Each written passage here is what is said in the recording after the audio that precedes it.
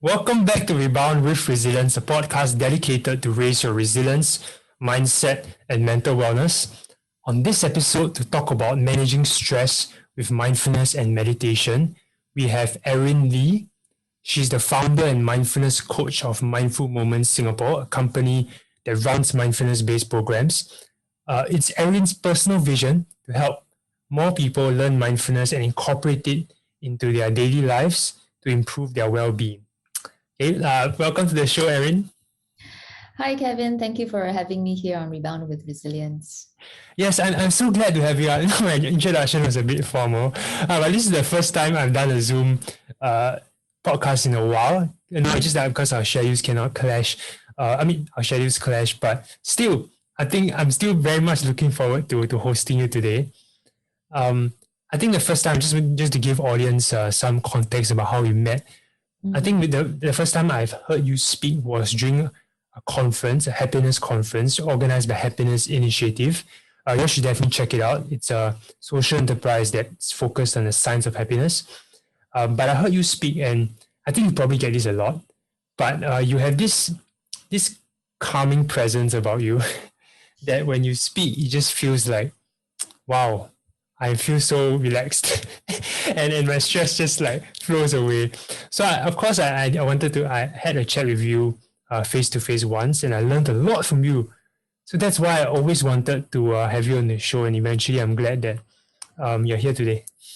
Yes, I'm glad too, and very happy to share with you and with the audience what I know about mindfulness. Sure.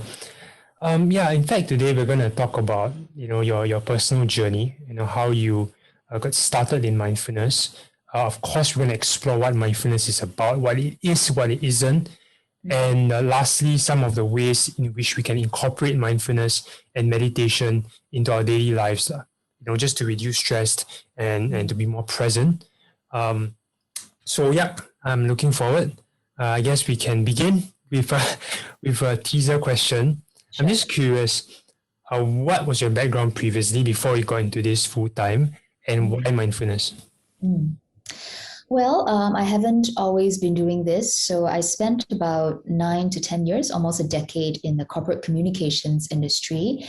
And back then I was absolutely miserable in my work.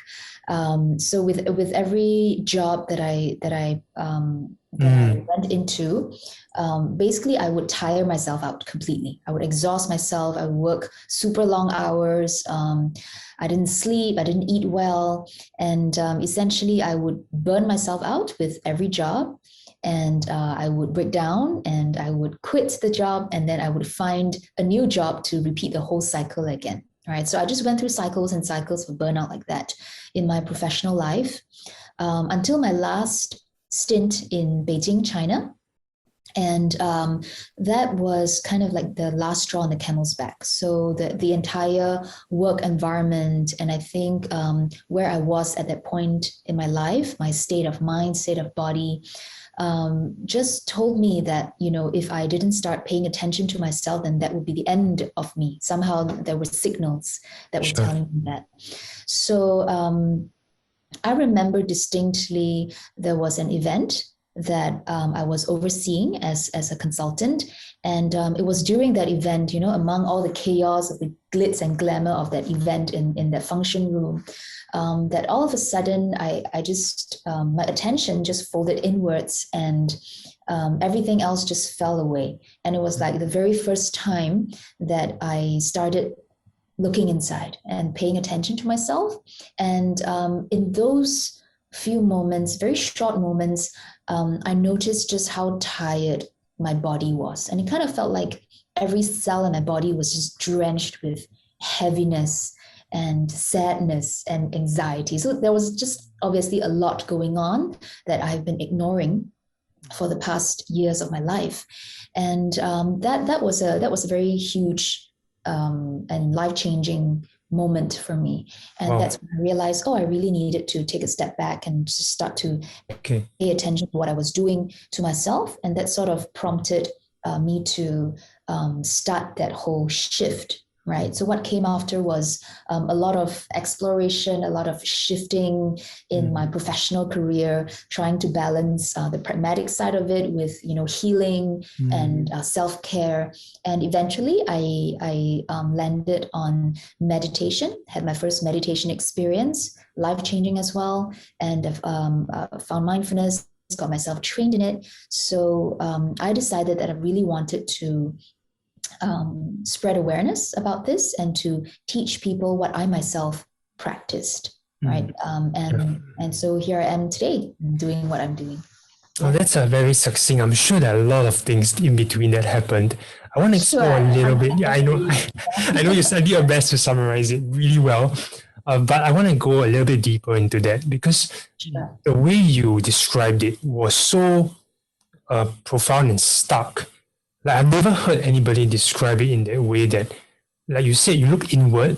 In that moment, could you describe a little bit more about what happened? So you were in a huge sea of people, but you just, for the first time, looked inward and realized that, you were tired of, your body was just fatigued.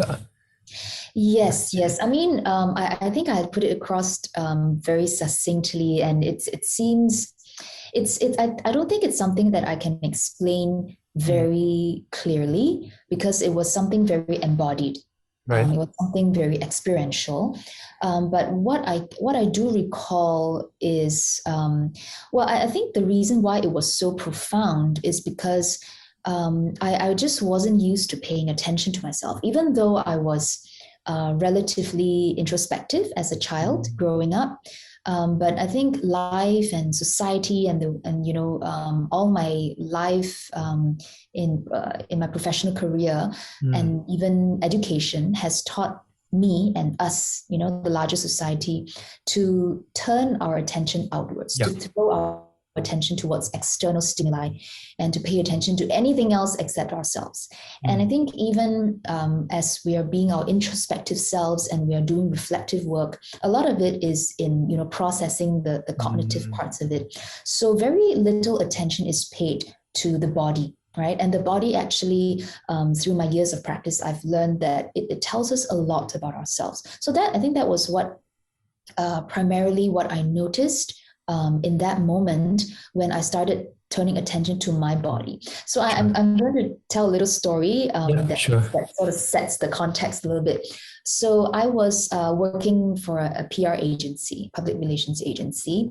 And so I was overseeing the event, and then my client came to me, and she actually wanted to go to the washroom. She wanted to excuse herself to the washroom. So she passed her boss's handbag to me to look after, to carry it. And it was like a really, really expensive branded handbag, right? So it was a really important task. Yep.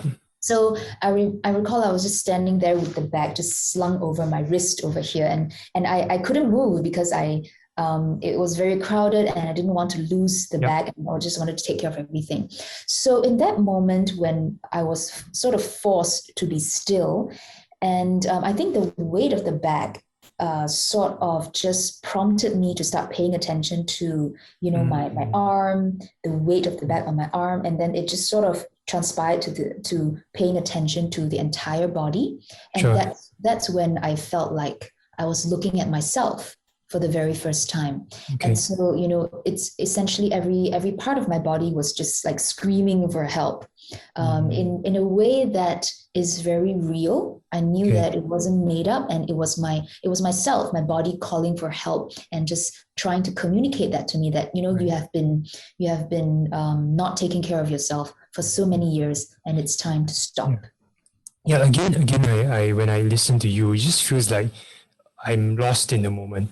Because the way you describe it, I can feel kind of what you're going through. Of course, it cannot be exactly the same experience. But I think just thinking back in my own life, or even now as an entrepreneur, I think there are times where your body gives you feedback, but you tend to just brush it off a little bit. Or like you said, I'm going to talk about this later, about a distracted mind, where it's hard to be in the present, always about the future, about the past.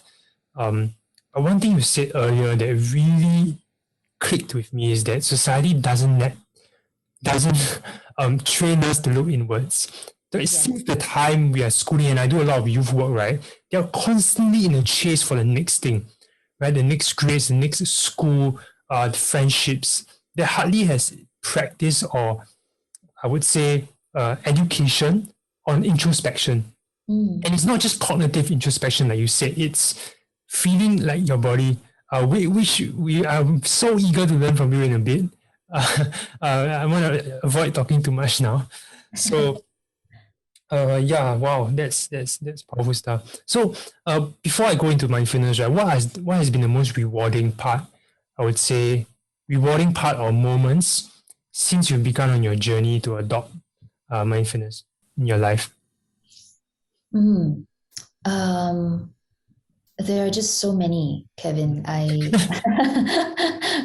Sure. When you gave me that question, I looked at it and I was like, I don't know. I want to share everything, every moment. Sure. And I think that's one of the that's the thing about mindfulness. It's a practice of looking, just being with every moment. And when you do that, just being present with each moment that arrives for you, you can notice so many things. So many things that you have not discovered before about yourself, about the world you inhabit, about your relationship with the world, with other people.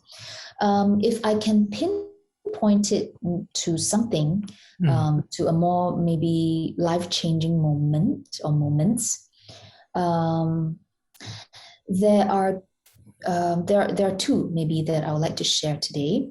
So the first one is, I guess, when I attended my first 10-day silent retreat, Vipassana silent retreat. So it was a meditation retreat where you spend 10 days doing nothing but meditate and rest and eat, and meditate and rest and eat, right? So it's a very intensive kind of boot camp like retreat event. So of course, that was life-changing, but I think there was a particular moment where something clicked for me inside. Every evening, there is a discourse by the teacher Goenka, and he would explain, how mindfulness, how meditation works, and why we should practice it and everything.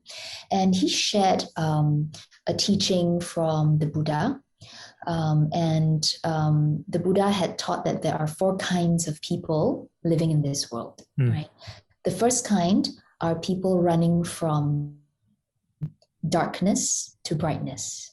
There are people running from brightness to further brightness. The third kind are people running from brightness to darkness, and the people running from darkness to further darkness, right? 4 kinds of people. So, and of course, we are encouraged to be people running towards brightness. So no matter what places of darkness we come from, we have to make sure that we're running towards brightness. And, this brightness can mean different things to different people, but it really struck me because it made me realize on some level that my way of life, a lot of decisions that I made for myself, got me stuck in places of darkness, or dragged me further down places of darkness, and that's when I start to suffer, right? Or the people involved with me start to suffer. So I've since then I've always held this as a kind of a value or a mantra of sorts. Any decision that I make, any choice that I make, I would always ask myself, am I running or moving towards brightness, right? So does this decision allow me to move towards brightness or back towards a place of darkness that I was in? So in relation to this teaching, one of the more profound changes that I've witnessed about myself is my ability to stop drinking. I was quite dependent on alcohol to get through my stressful life back then, before I found meditation and mindfulness.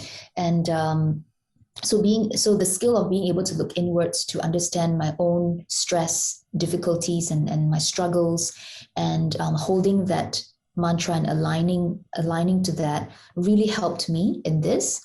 And it was a gradual process. It took me quite a while, but today I have successfully stopped drinking for good. And, I'm just, it's one of the most enjoyable moments of my life, just to be able to live with clarity without alcohol in the system, and just be able to just be at ease with where I am, regardless of what I'm going through. Sure. Yeah. I mean, this podcast is very difficult for me to host because everything you say, I feel like wanting to dig deeper. I just feel like there's so much layers of depth of wisdom there, and I have a flow, but I think for the first time, I won't really stick so much to it because I really want to find out when you mentioned about darkness, right? Darkness to brightness. How do you know what brightness is? What does it feel like? What does it look like? And because sometimes I feel that there is solace in the darkness. As odd as it sounds, like the pain drives me. So I don't know how the distinction, I'm not sure what you think about that. And how do you then define darkness and brightness? That's a very good question, Kevin.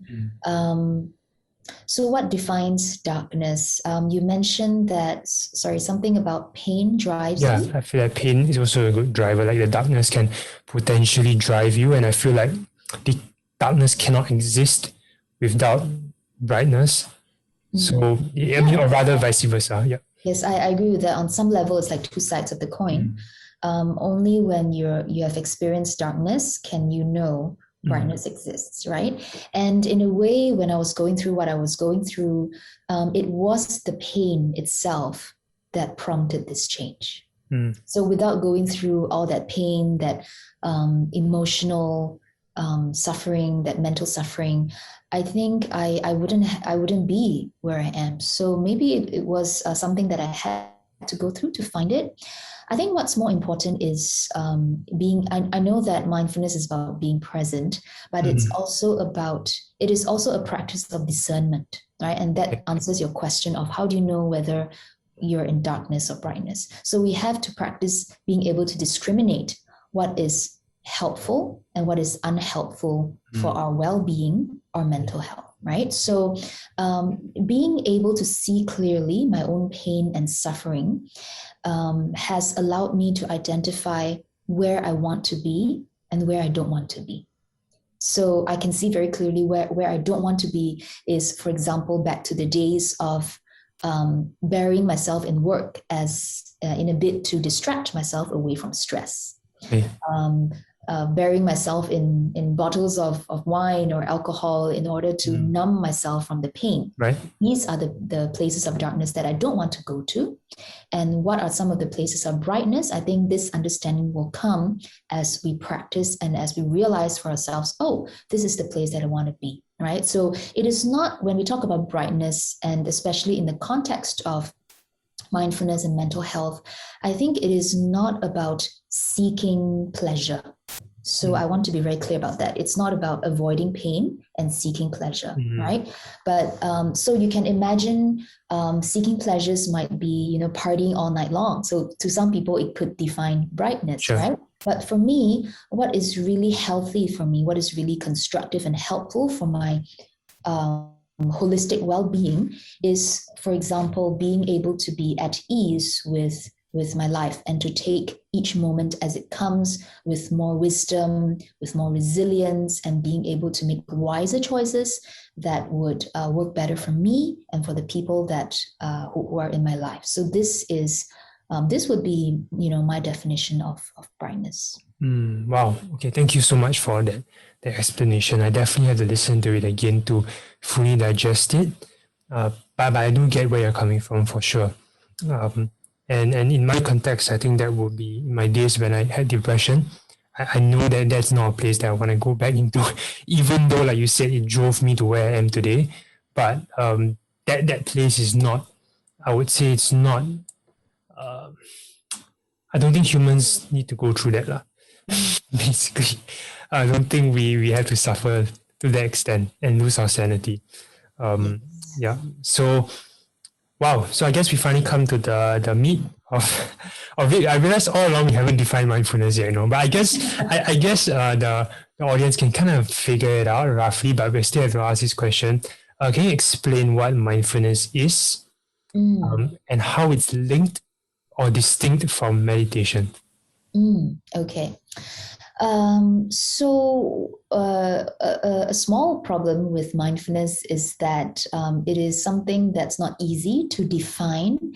And I think there are various definitions out there. So a textbook definition would be that it is a way of being in the present or paying attention in the present moment. I find this definition to be helpful, but also a little bit simplistic if we were to take it only as that. So the real understanding, of course, comes from being able to learn in a systematic way through direct experience and practice. But essentially, maybe I can define the skills of mindfulness so that it's a little clearer. Sure. It is first and foremost being able to be present, right? Pay attention to the present. And this includes being able to see clearly, being able to notice what's happening in our internal environment and external environment. So internal meaning our state of body, our state of mind. So if we turn our attention inwards from moment to moment, what is happening as we're going through a difficulty, as we're going through a dark phase in our life? What's happening inside us, right? Are we able to notice what's going on?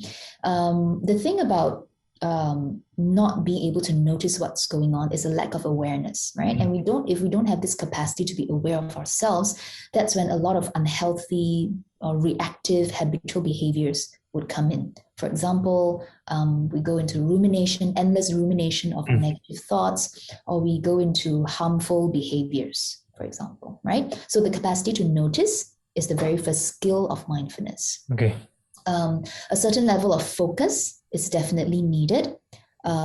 Without being able to focus or concentrate, even though mindfulness is not totally about concentration, it's not a practice of focus, but some level of focus is needed so that the mind can settle. And when the mind is settled, when the body is relatively settled, we can see things more clearly, much more clearly, right? The third skill, I would say the skill of observation. So observation means that you're able to sustain your attention on just sitting back and observing everything that is happening without necessarily reacting to what's happening. So for example, when you have horrible thoughts coming in, self-defeating thoughts about yourself, usually we get into this very reactive mode, and the more we try to push away the thoughts, the more we spiral down, right? So being able to observe means that you're able to just sort of take a step back, a mental step back, and to just watch these thoughts arise in you, come in you, and watch them change, and just observing them without having to do anything to them. And this is one of the key skills. Cool. Right?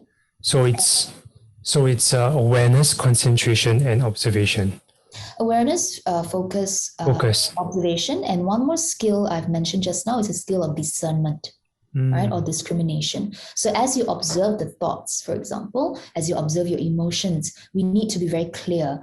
Are these helpful to me or unhelpful to me? And that's when you have the capacity to decide: do I want to continue what's unhelpful for me, or do I want to stop it right there? Sure. Yeah. I think, there's a lot to unpack there, but I think what I hear also is that, like you said, it's kind of like a way of life.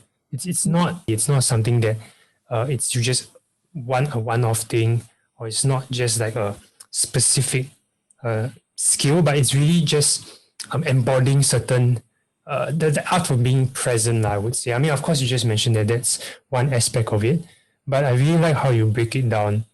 And I guess, maybe, correct me if I'm wrong, but I guess maybe meditation will be more of a specific practice rather than, and it feels like it's an entire discipline in itself. What's the difference then between mindfulness and meditation? Because sometimes people use it interchangeably, or they may not be aware fully.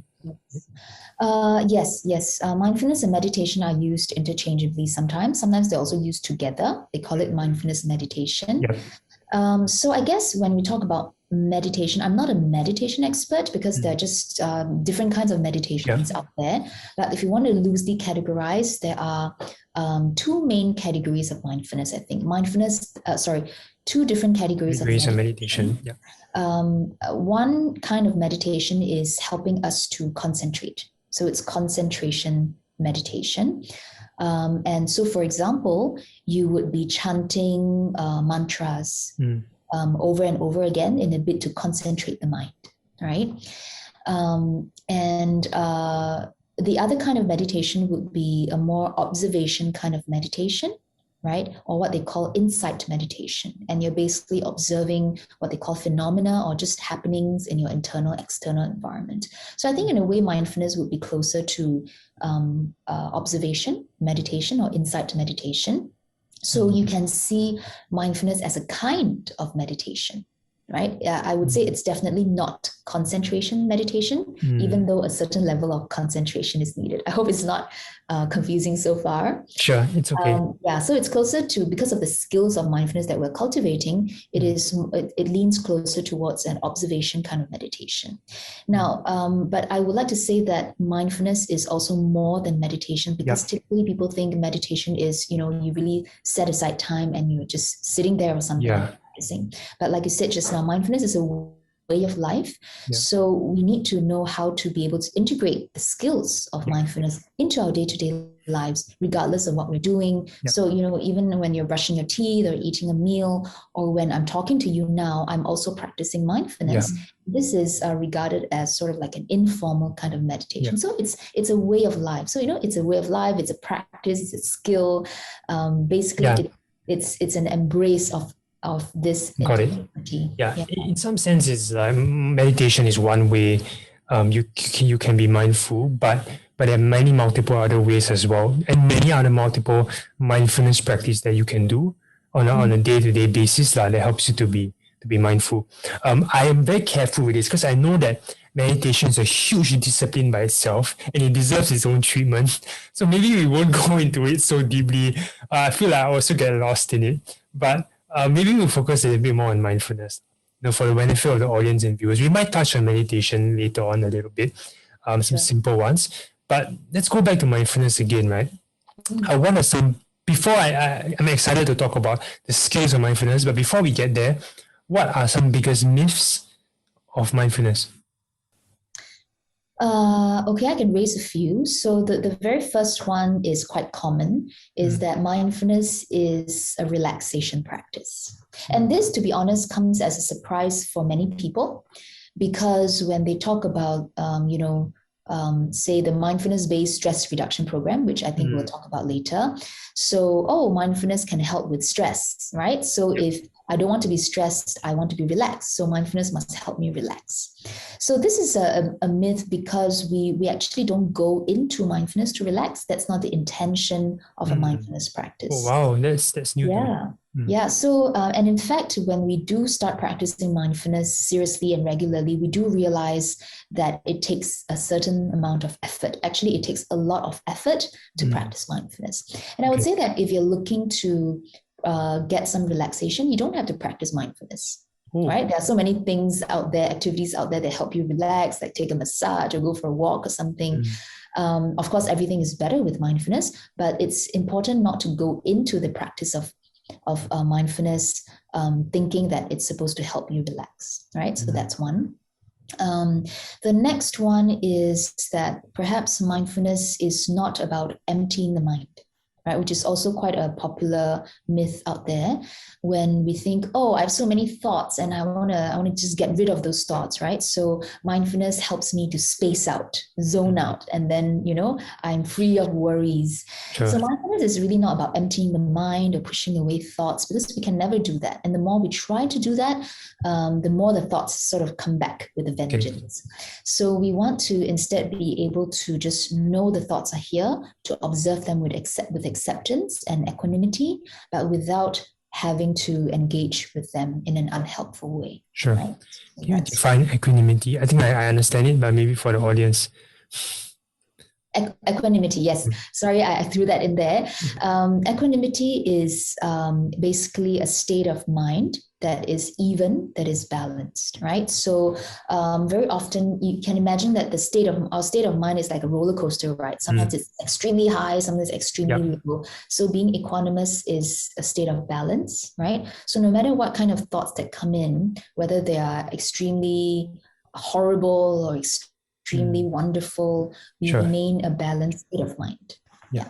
It's almost like a neutrality, right? And I have observed that people who are effective in their practice, they have kind of developed the skill of not reacting to the situation. In fact, in my programs as well, I talk a lot about responding and not reacting.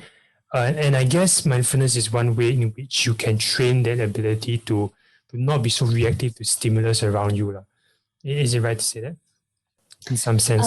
Yes, yes. And I'd like to just clarify that you're right about reaction versus response. So a lot of people also, and this ties to another myth about mindfulness as well. They tend to think mindfulness is a very passive thing, right? Or meditation is a very passive thing where you're just sitting back and you're just living in your own world and you don't really care about what's going on. Right? It's like a retreating, right? But it's not like that. It's really about being able to manage your own internal responses. So if we're in a mindless state, we go into habitual patterns, and this can cause us to react in very habitual ways. And these are usually not very constructive ways of behaving. So we want to be able to mitigate that by just watching ourselves and being able to notice the moments just before the reaction comes and before we actually react. Are we able to guide ourselves back? And with more clarity, with more calmness, with more awareness, are we able to choose a response that is more helpful for ourselves and for the situation? Yeah, I love it. It's not meant as a form of escape, right? It's actually it's almost like a safe space. It's just meant for you to be there for a while. It's not, and to recharge before going out again. It's not meant for you to escape from your problems or numb it or suppress it or whatever. So wow. Okay. So I like the part about not emptying the mind as well. I think a lot of people have this conception that we're free from negative thoughts or whatever, but it always comes in. It's just about how you actually manage it. Which I guess leads me to the next question. In your experience and research, right? Like what are some causes you think of a distracted, anxious mind? I want to draw this distinction. I think it was useful to me, at least. I think Jay Shetty, I'm not sure about your impression of him, but he lived as a monk for a while, and he likes to use in the book Think Like a Monk. He talked about the difference between a monkey mind and like a monk mind. So the monkey mind is always distracted, swinging around. The monk mind, not necessarily tied to a religion, but it's just as a metaphor for a still, more present, less reactive mind. I think the human brain, being so complex and sophisticated as it is, there are so many things that we can do, but there are always downsides to that. So the more complex we are, the more trouble we get ourselves into, right? So already we have the innate capacity to pay attention to multiple things at once. We get distracted easily. Basically, it's a survival mode, right? Because back in the days, evolutionarily speaking, if we're running away from danger, we have to keep a lookout for external surroundings. I think also our present modern world doesn't help. And with the advent of the pace of life and technology, it can help to exacerbate the monkey mind a lot. Think about how attached we are to our devices nowadays, right? Think about how the phone or how social media or different apps, they're pulling our attention away, and how even at the workplace we feel compelled to do many things at once, to multitask, just so that we can feel that we are being more effective or efficient or productive. Yeah, the buzzwords, right? Yeah, the buzzwords, exactly. And I think people are starting to recognize that it's not helping them in any way. And, for example, multitasking, we actually know that we're not actually multitasking. We're just basically shifting our attention to and fro different things. And this can actually cost our productivity. And I think not only does it cost our productivity, it also costs our well-being as well, because research does show that, I think this is based on a Harvard research. I can share the resource with you. A wandering mind is not a happy mind, right? It's actually tied to our well-being. So the more the mind wanders, the less happy we are. Yeah. In fact, on the note of the Harvard study, I think there's another one that also mentioned that like almost 50%, I think 46.9% of our waking hours are thinking about something other than what we're doing. Yes, that's how much we are distracted all the time. Yeah. And with that also comes anxiety, at least for me, my own personal experience, when I think about the future and what I cannot control, or about certain past struggles, or even certain triggers, it gets me, that thought is tied to anxiety. It's almost as if when I think that thought, and that my body triggers a certain stress response, and then I get anxiety. And I don't think we need to go very deep into the stress response. Everybody knows what it is, right? Blood flow to the end of your extremities, your eye pupils dilate, fight or flight. But the idea is that chronic stress, it's not desirable, right? And a monkey mind does contribute to that. I will also say that I guess for me, right, like because I have this, I'm not sure what you think about this. Maybe you can give me some advice. To me, I feel like from young, I have this unquenchable ambition. I just cannot survive without ambition. Every single minute, right, I feel the need to be doing something, striving for something, and achieving something. Of course, you can argue that it is, at least for me, is a greater good influence that I want to impact people positively. But with ambition comes attachment, naturally. How do you then, what advice do you give to me? Let's say I want to be ambitious, but I also want to keep my sanity. Yes. I think it's hard to strike a balance. I've got this a couple of times as well from top level executives, and they tell me that they're afraid of going too deep into their mindfulness practice because it makes them passive, and it makes them lose any drive that they have that defines their success at work, right? So I think it's a legitimate concern, and I think mindfulness is something that's very adaptable to each person's own needs and intentions of use, right? So, for example, I think it's good to bring in the skill of discernment over here when you're talking about being attached, right? The ambition. So you already know innately that it's an attachment, and being too attached to something can be unhealthy for us. It can be unconstructive for us, right? So it requires a moment-to-moment observation of ourselves to be able to distinct, I'm having an unconstructive moment. And is this a moment where I can pull myself back to recalibrate before I move forward? So I think this moment by moment practice is very important. So being able to practice this doesn't mean that you cannot have any drive, you cannot have any goals or ambition. You can, but as you are pursuing these, are you able to constantly observe ourselves just to make sure that we're not tipping over the edge, right? So this is also a cultivation of the skill of resilience as well, right? Because if you talk about burnout, it's because we're not aware of ourselves that we allow ourselves to be tipped over the edge, right? So as you're approaching the edge, you need to constantly ask ourselves, is it a time to step back? Yeah. Okay. Because you're also on the basis that darkness is losing my mind, right? And I don't want to have that. That is not a good cost to bear, even for my ambition. That's not a good cost to bear for anything. So that the bottom line is that you do not want to basically lose your health and everything else just because of striving for something. So I think that the idea of discernment actually struck me quite a bit. I think I'll definitely anchor that for time to come about it. So this is a good transition into finally mindfulness practices. For some of the audience, some of them have given feedback that sometimes my podcast goes a little bit here and there, but it's okay lah. You'll just speed up if you want to at certain points, but I'm sure you'll appreciate the context before coming to this question, which is what are some mindful practices that people can adapt, and how can it help to manage stress? Well, it's really difficult to summarize this, but I think being able to get some structured training or learning experience is very important. Right? So of course, there are many resources out there on how to practice mindfulness. So it's not difficult to find so many articles online and apps with guided audios to bring you through. And these are all very helpful. But I think first of all, we need to know why we are practicing, right? And how to practice effectively. Okay. So I would say that there are maybe two definitions of how to practice that I can recommend for us to ponder over. So the first one, mindfulness practice or being mindful is about knowing what you are doing as you're doing it.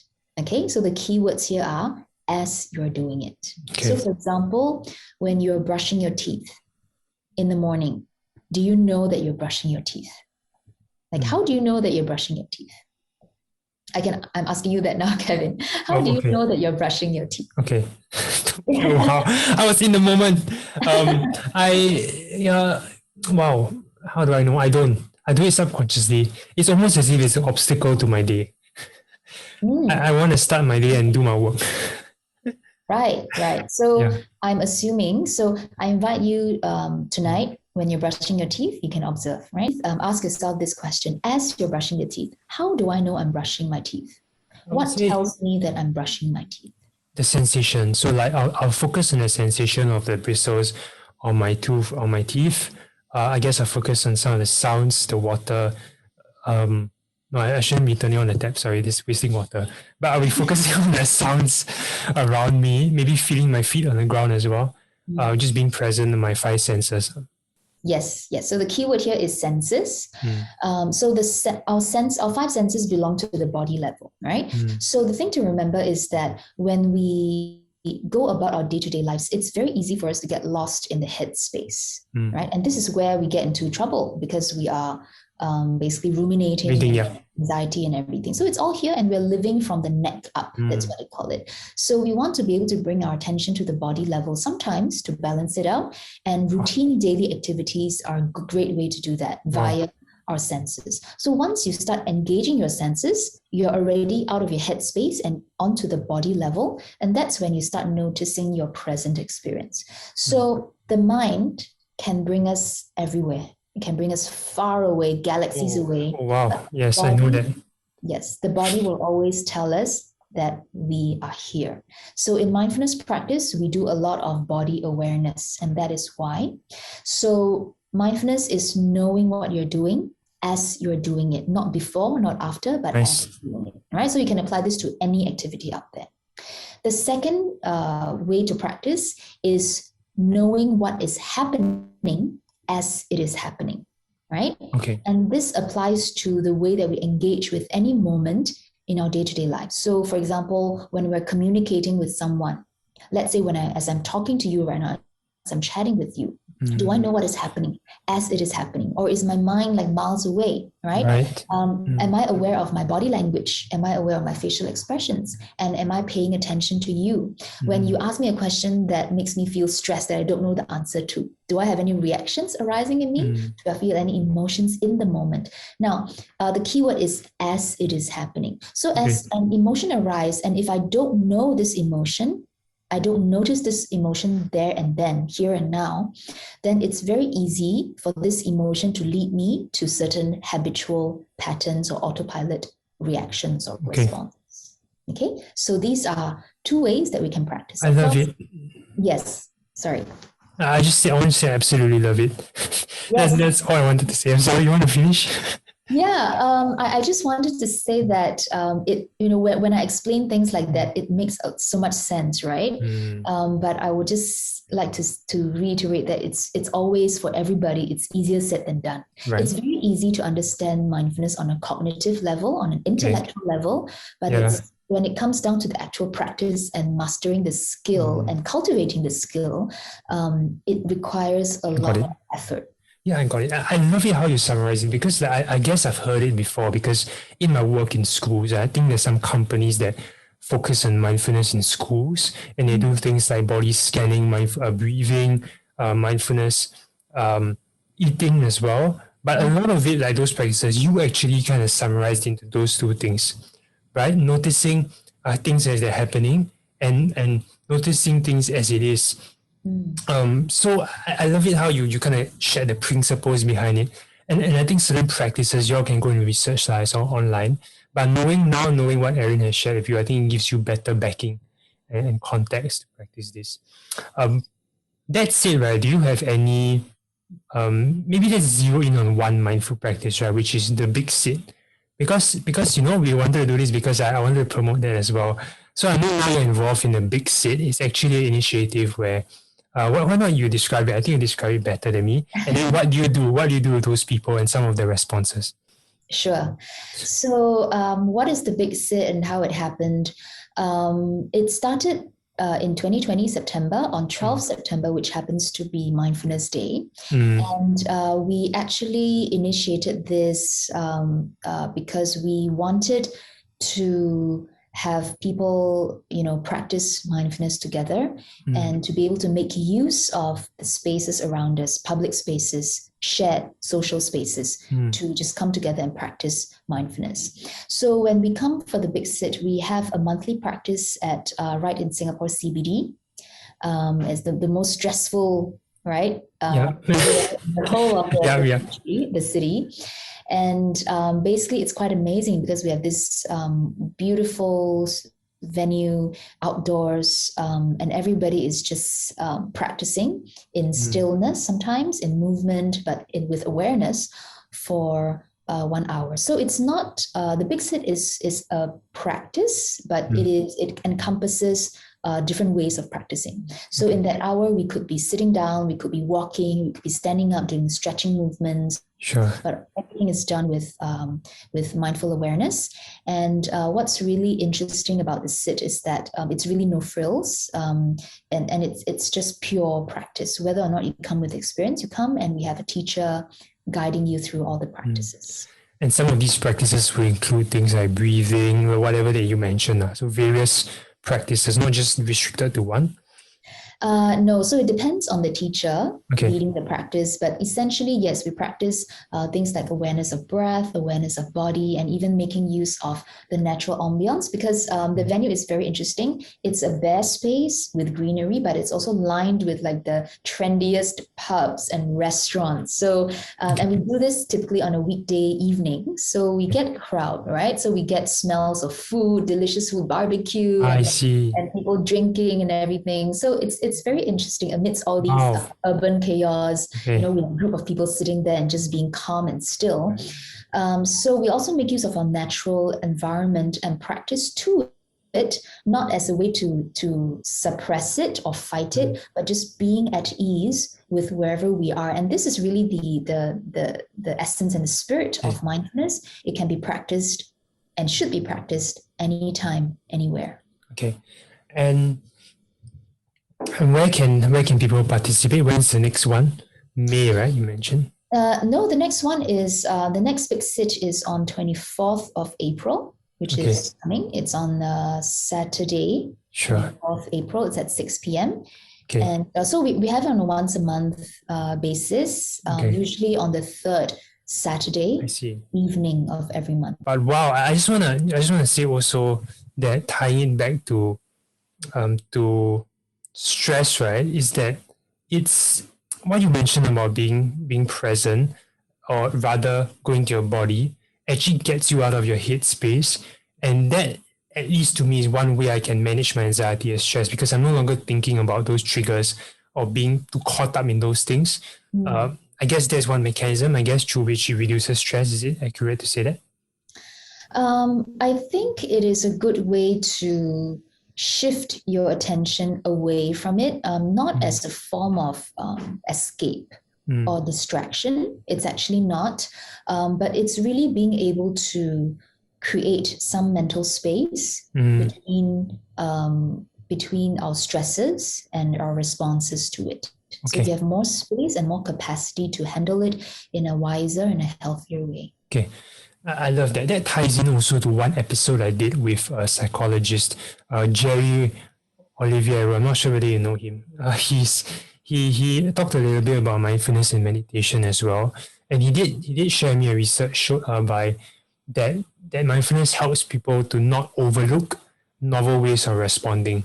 Like, it slows us down in order to be able to consider ways in which we can respond to the stressor. Exactly what you mentioned earlier. So I like that you also shared that. I think coming to the close, towards the close at least, we want to talk about the Mindfulness-Based Stress Reduction, right? MBSR program that you run as part of your company's programs. And it's actually by John Kabat-Zinn. I probably mispronounced his name. No, that's fine. John Kabat-Zinn, yes. Okay, that's nice. And he was one of the Westerners that brought mindfulness meditation, popularized it in the West. He wrote many books on it, I believe. Yes. Yeah, Yes. share me more about the program. Sure. So when the program was first developed, it was actually rolled out in a clinical setting in a hospital, and they were running the program for patients with chronic illnesses, chronic conditions. So these patients, they had a lot of pain. A lot of them were maybe bedridden. They couldn't get out of bed, or their wheelchair. So they couldn't really meditate, right? Like normal people, seated on the floor and everything. So the program obviously helped a lot of them manage their pain and also manage some of the anxiety and depression that they were experiencing.